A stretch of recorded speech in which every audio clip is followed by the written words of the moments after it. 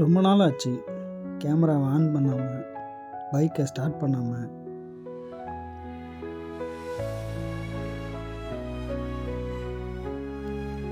Long டேஸ்க்கு அப்புறம் comeback கொடுக்கறது அவ்வளோ ஈஸி இல்லை. ஆனால் ஒரு ஸ்டெப் எடுத்தால் போதும்.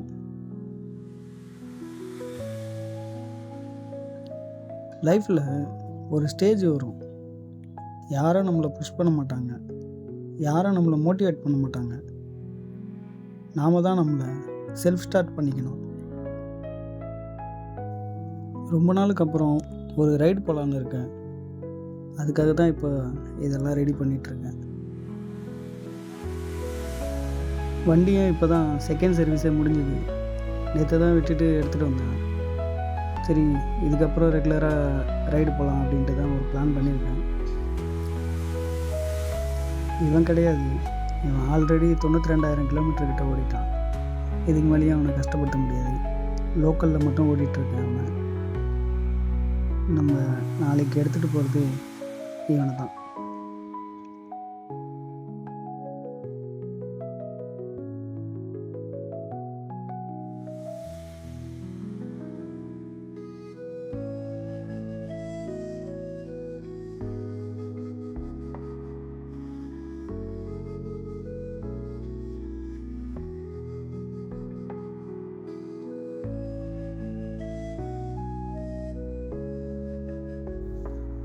நாளைக்கு ரைடுக்கு தேவையான எல்லாத்தையும் இன்றைக்கே எடுத்து வைக்கணும்.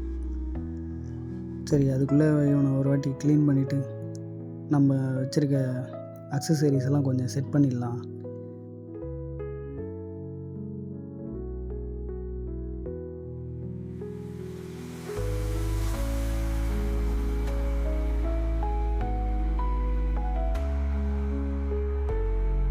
கொஞ்சம் லாங் ரைடு தான்.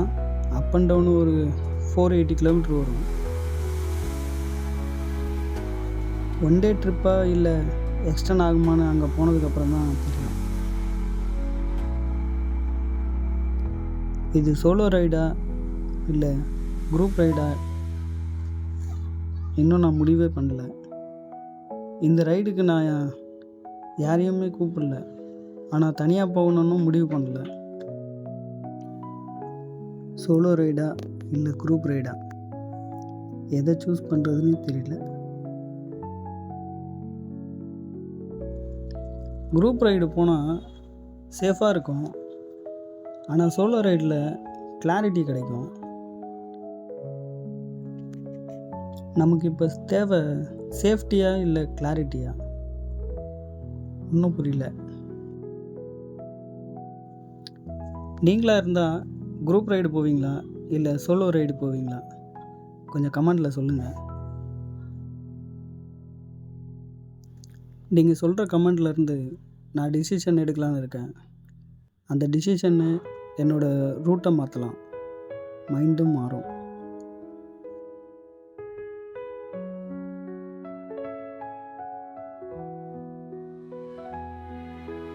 எனக்கு லாங் ரைடு புதுசு இல்லை, ஆனால் இப்போ இருக்கிற பேக் பெயின்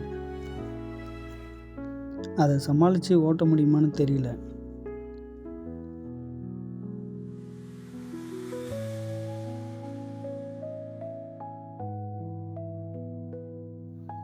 சிட்டியில் டெய்லி ஒரு 100-150 கிலோமீட்டரு ஓட்டுவேன்.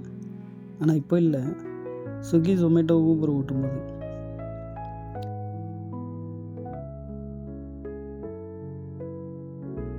அப்புறம் பேக் பெயின் வருதுன்ட்டு அதை ஸ்டாப் பண்ணிட்டேன்.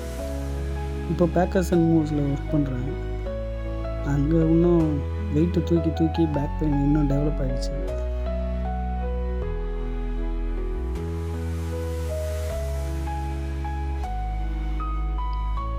என் கூட வேலை செய்கிற எல்லாருமே வேலை முடிஞ்சதும் வலியை மறக்க மருந்து சாப்பிடுவாங்க. ஆனால் நான் வீட்டுக்கு கொடுக்கறது போக மிச்சம் இருக்கிறத வச்சு இந்த மாதிரி சின்ன சின்ன ரைடு போவேன்.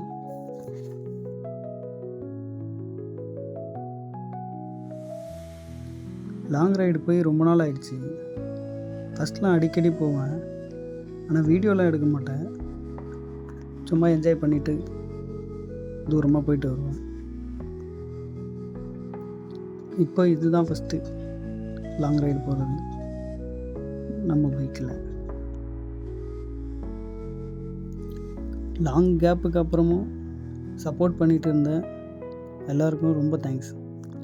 இனிமேல் ரெகுலராக வீடியோ வரும். வீடியோ பிடிச்சிருந்தால் லைக் பண்ணுங்கள். புதுசாக நம்ம சேனலுக்கு வந்தவங்க மறக்காமல் சப்ஸ்கிரைப் பண்ணிவிட்டு போங்க. நெக்ஸ்ட் வீடியோவில் மீட் பண்ணுவோம்.